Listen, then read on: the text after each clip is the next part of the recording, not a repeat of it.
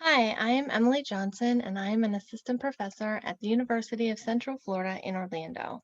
I am a recovering middle school teacher, and I have recently transferred from the Games and Interactive Media department to the English department. Something that has been sort of made clear to me because of my department shift is the fact that video games are, in fact, forms of technical communication. Technical communication is conveying specialized information, like technology, to a specific audience, video game players, through one or more media, like video games. In the late 1800s, philosopher Charles Sanders Peirce identified three categories of visual rhetoric in written communication. I'm citing his collected papers here, which is why you see 1974. But the three categories are firstness, which appeals to the reader's emotions, like the font and the layout of the document. Secondness, which calls the reader to action, like bullet points. And thirdness, which conveys the meaning. In 2007, Amare and Manning expanded that definition to include images within this previously text-only categories. So firstness now could include decorative pictures in storybooks, secondness could include icons, and thirdness could include charts and diagrams. So applying this to video games, the firstness defines the game's aesthetics, both definitions of the word. The classic MDA definition of evoking feelings within the player, as well as the more common use of visual appeal. Journey is a great example of both of these. Secondness promotes action in the player. You can see the trajectory dots there in Angry Birds Journey, I think. And thirdness can be seen when the game provides explicit instruction to the player. So tutorials or initial levels, or really anytime something new is presented to the player in a game. Wheatley does a really good job of giving the player their goals and the entire game's backstory in the very first scene of Portal 2. So my paper applies this to two virtual reality language learning games and a hub world developed by a team of computer science students at UCF in the spring to fall 2021 semesters.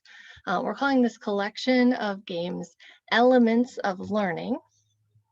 And these games are part of a larger suite of language learning games across a number of platforms, including VR, mobile, PC, Mac, AR, and we just call all of these games ELLE the Endless Learner. The name ELLE comes from those letters in the name, and you can learn more about those other games at ekjphd.com/ELLE.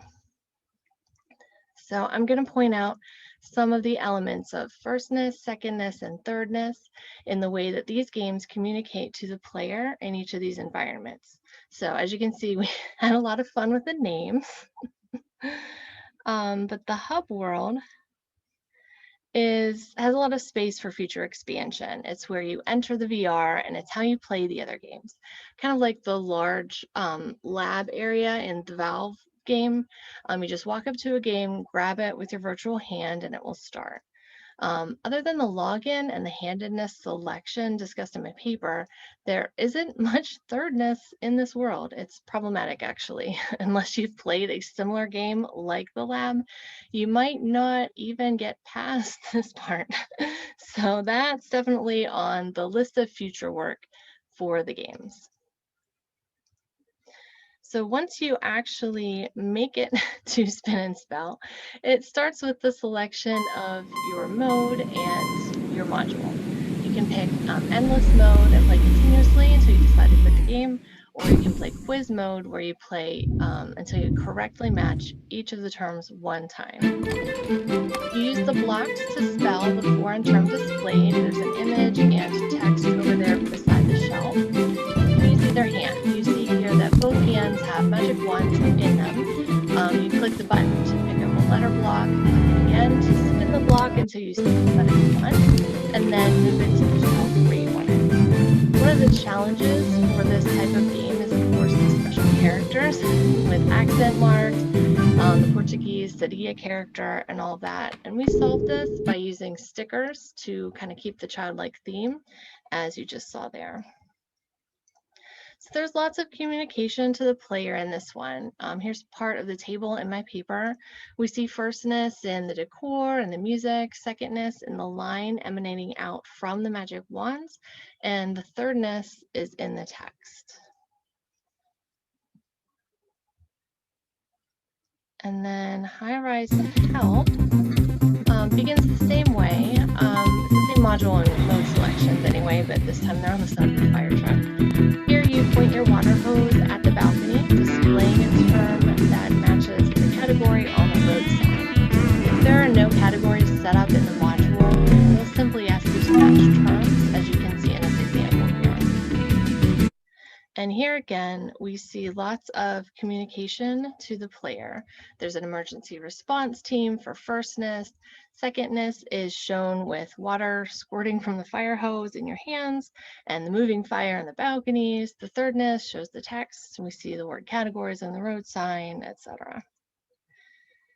So to conclude, we still have a lot of work to do to improve the communication between the game and the player. We definitely need to add more thirdness, more explicit instruction, even if some players kind of end up ignoring it. Virtual reality is still new enough that designers cannot rely on prior knowledge of or other VR experience. There really still aren't even standardized controls across games. So communication to the VR player needs to be clear, probably a bit redundant at this point, just to ensure that players don't get confused or frustrated. And thank you so much for listening, and feel free to reach out. I'd love to talk to anybody.